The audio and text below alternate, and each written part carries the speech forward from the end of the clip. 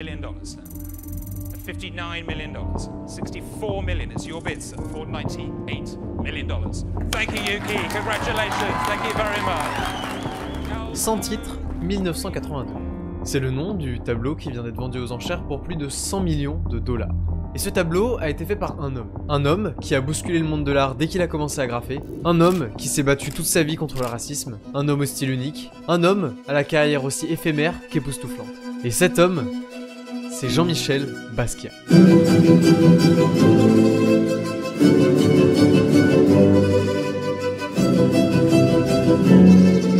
Et vous pouvez penser ce que vous voulez de l'art en général. Aujourd'hui, c'est pas ça qui nous intéresse. Ce que je vais vous raconter, c'est la vie de Basquiat. Et elle est pleine de rebondissements, trahison, amour, une vraie série Netflix. Donc accrochez-vous à vos sièges, parce que c'est parti. Notre histoire commence en 1960. Lorsqu'un petit bébé voit le jour dans un hôpital de Brooklyn, et ce bébé, vous l'aurez deviné, c'est Jean-Michel Basquiat. Alors, Jean-Michel Basquiat, c'est pas un miséreux qui s'est hissé au sommet. C'est même tout le contraire. Son père est expert comptable, ça aide financièrement, et sa mère le berce d'art et de musique pendant toute son enfance. En effet, elle emmène souvent le petit Jean-Michel au MoMA, le musée d'art moderne de New York. Et cela va grandement l'inciter à commencer le dessin. En plus de tout ça, Jean-Michel est précoce. À l'âge de 4 ans, il sait déjà lire, écrire et parle couramment 3 langues. L'anglais, le français et l'espagnol. Oui, être trilingue à 4 ans, ça aide dans la vie. Mais un jour, alors qu'il joue dehors avec ses amis, il se fait percuter par une voiture. Il est gravement blessé au bras, et il a également de nombreuses lésions internes. Pas le choix, on doit lui ôter sa rate. La rate, pour info, c'est un organe qui crée énormément d'anticorps pour nous protéger des maladies. Et même si cet organe, c'est pas indispensable pour notre survie, Jean-Michel Basquiat le vit très mal. Et donc, pour tenter de le consoler, sa mère lui offre le livre Grey's Anatomy. Et oui, on pense tout de suite à la série Grey's Anatomy, sauf qu'en réalité, elle tient son nom du livre en question. Ce manuel d'anatomie va passionner Basquiat. Il le lit, le relit, le re-relit, jusqu'à presque connaître chaque page par cœur. Malheureusement, sa mère a de nombreux troubles psychiques. La même année de l'accident de Basquiat, elle est reçue en hôpital psychiatrique et divorce de son mari quelques mois plus tard. Bon, on va faire une petite ellipse. On se retrouve en 1975. Jusque-là, rien d'incroyable dans la vie de Basquiat. Il a 15 ans, il vit maintenant avec ses 2 sœurs et son père, qui l'envoie à l'école privée Sainte-Anne. Et c'est là-bas qu'il fera la rencontre qui marquera le début de sa carrière artistique, celle de Al Diaz.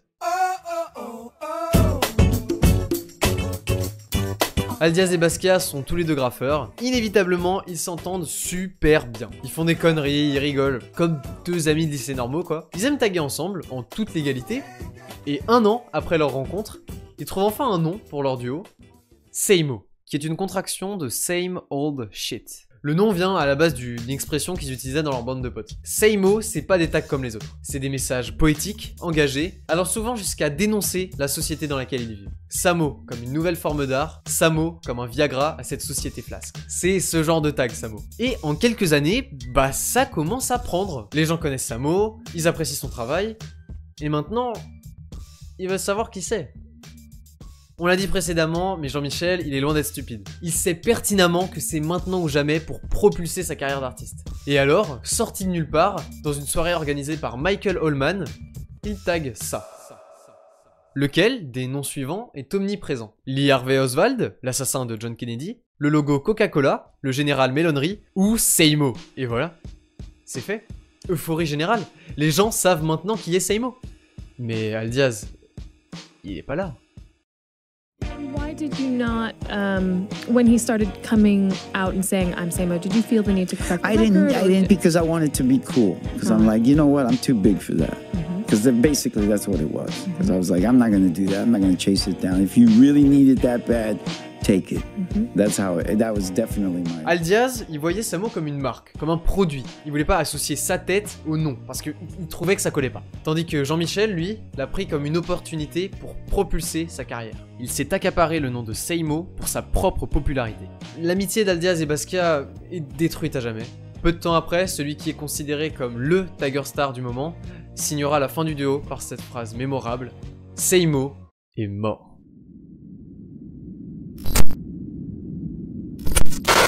Alors là, Basquiat, il est un peu dans la merde. Ça va faire 3 ans qu'il est exclu de chez son père et qu'il survit en vendant des cartes postales et des t-shirts qu'il customise soi-même. Mais en 1980, tout va changer. Il joue son propre rôle dans un film écrit par Glenn O'Brien, et le film est annulé, faute de budget. Vous y avez cru, hein?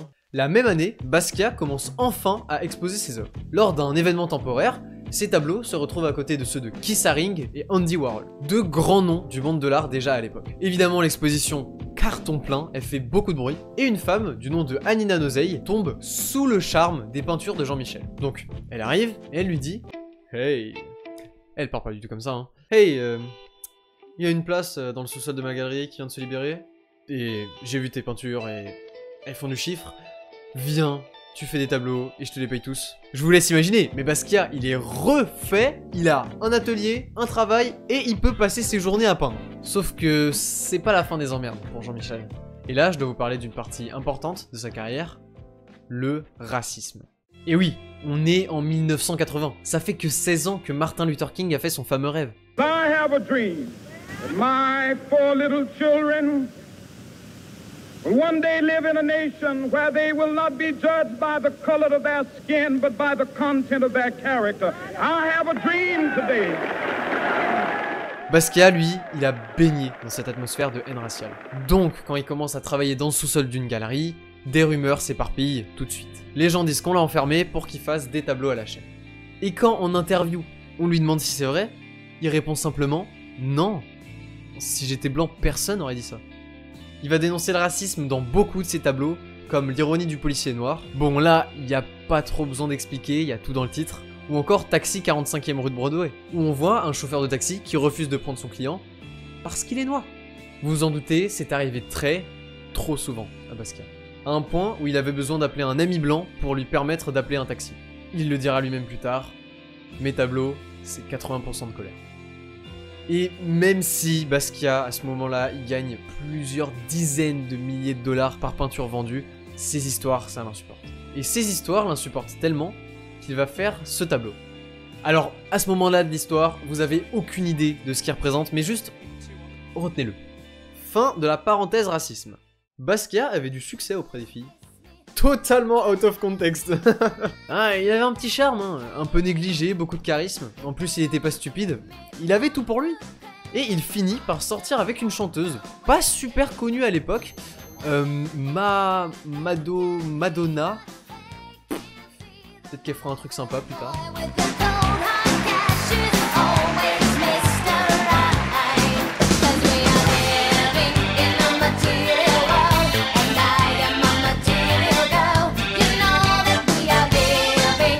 Et pas longtemps après, lors d'un dîner mémorable, Basquiat va rencontrer l'homme qui va changer sa vie, Andy Warhol.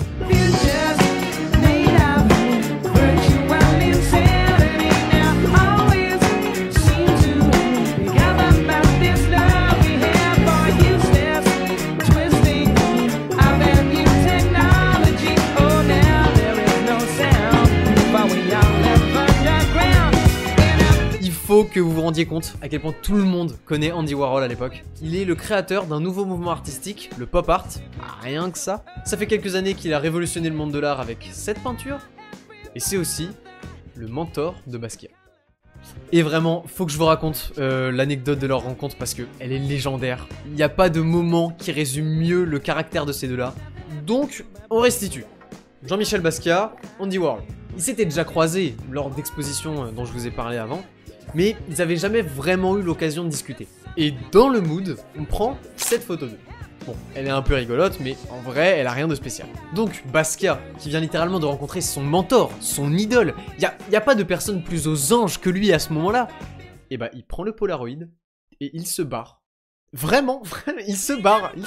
Il y avait d'autres personnes qu'Andy à ce moment-là, donc il reste avec eux, ils discutent. Et 2 heures plus tard, Jean-Michel revient et offre ce tableau à Andy. Et la première chose à laquelle il pense, on le sait grâce à des interviews qu'il a données plus tard, c'est « Merde, il est beaucoup plus rapide que moi ». Et franchement, tout ce que j'ai raconté avant la rencontre, Basquiat, Warhol, tout ça, c'est de l'introduction, tellement les œuvres qu'ils ont fait après étaient qualitatives. Donc, après cet événement, Basquiat et Warhol se voient de plus en plus. Ils deviennent super potes, ils ont vraiment ce côté fusionnel. Basquiat, c'est un enfant déjanté qui part dans tous les sens, et Andy, c'est un vieux qui peint 50 fois le même tableau pour dénoncer la société de consommation. Andy Warhol le dira lui-même plus tard, il voit Basquiat comme un miroir reflétant ce qu'il a été, ce qu'il est, et ce qu'il aurait rêvé d'être. Et Basquiat, lui, on connaît son rapport au succès, donc oui, quand il collabore avec l'un des artistes les plus en vogue de son temps, il est très heureux. Tellement heureux qu'il dessine Andy sous forme de banane. Il n'y avait aucune raison que je vous parle de ça à ce moment précis, j'aime juste bien le tableau. D'ailleurs, 1 an plus tard, Madonna quitte Basquiat. Pourquoi? On sait pas. Dans tous les cas, il est furieux. Il vient chez elle pour récupérer les tableaux qu'il lui a offerts pour les repeindre en noir. Ouais, il avait un peu le seum. Mais il s'en remet étonnamment assez vite, tellement il se sent bien aux côtés de Warhol. Alors, vu que j'ai pas envie qu'on oublie qu'on est sur une chaîne de dessin à la base, je vais vous raconter comment il peignait à deux. Donc le plus souvent, c'est Warhol qui commençait, soit au pinceau, soit à la sérigraphie. Pour ceux qui savent pas, la sérigraphie c'est une méthode d'impression dans laquelle on va prendre un pochoir, le mettre sur un support, le badigeonner de peinture pour avoir un rendu très propre et qu'on peut répéter. D'ailleurs, les gens se moquaient beaucoup d'Andy parce que d'habitude cette technique, on l'utilise en usine. Bref, l'ouverture d'esprit des années 70, on adore. Et après qu'Andy ait terminé de sérigraphier son 30e logo de la journée, Jean-Michel venait pour rajouter son grain de folie, sa touche qui lui est si personnelle. D'ailleurs, son combat contre le racisme, il est toujours pas terminé. Or scribbles all over them. Et tout est là. Warhol et Basquiat s'entendent super bien. Ils ont fait plus d'une centaine de tableaux ensemble. C'est peut-être le moment de faire une exposition.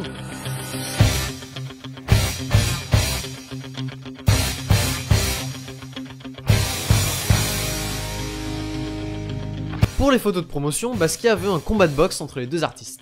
Pas un vrai, hein, juste pour les photos. Comment expliquer ce choix? C'est Basquiat. Il est comme ça. Et donc, nos deux amis rassemblent leurs meilleurs tableaux pour les exposer à Zurich, en Suisse. La barre est placée très haute, la presse n'attend que ça. Andy Warhol, de son côté, espère un second souffle pour sa carrière, parce qu'à ce moment-là, sa gloire est un peu passée. Ça va faire 18 ans qu'il a fait cette cover mythique du Velvet Underground, quand même. Donc on est là, à quelques jours de l'ouverture, le moment décisif, et Basquiat, il en est où? Il est heureux. Il est heureux comme aucun autre homme n'aurait pu être plus heureux que lui à cet instant-là. Lui qui a traversé tant d'épreuves, qui s'est battu tout au long de sa vie. Un prodige comme on n'en voit qu'une fois par siècle. Et en repensant aux bons comme aux mauvais souvenirs, il attend. Il attend son heure de gloire, l'accomplissement de toute une vie.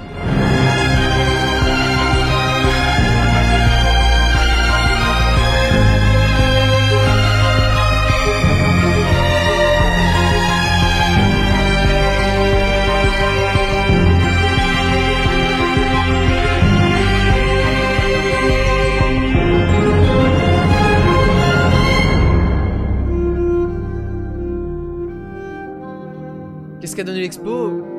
Un échec. Un échec monumental. Des gens ont peut-être apprécié, d'autres non, mais la presse est claire, Andy se sert de Basquiat comme d'une mascotte. Ça peut être vrai ou non, on n'en saura jamais rien. Basquiat, lui, il est dégoûté. Il commence à douter de la sincérité de son ami. Andy Warhol et Jean-Michel Basquiat, c'est terminé. Mais c'est pas grave, ils peuvent très bien faire leur carrière chacun de leur côté.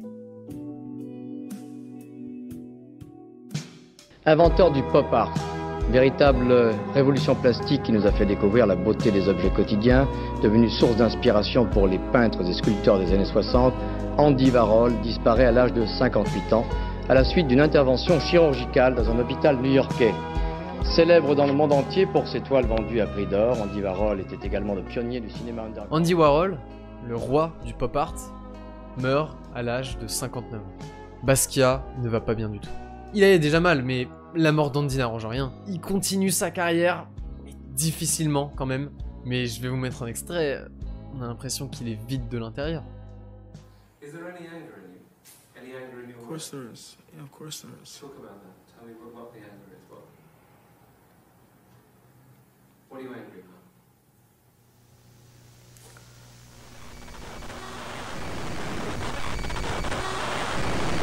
I don't remember.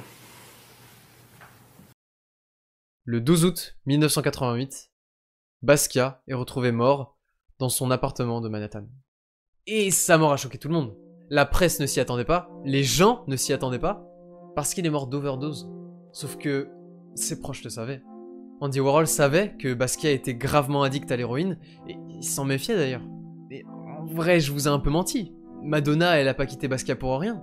Elle l'a quitté parce qu'il arrêtait pas de se shooter. Et le dernier tableau qu'il peindra sera celui-ci. Riding with Death. Littéralement, chevaucher la mort. Les gens pensent que c'est une prémonition, qu'il savait qu'il allait mourir. Mais non. Le dernier dessin que Basquiat a fait, c'était un singe dans une bulle jaune.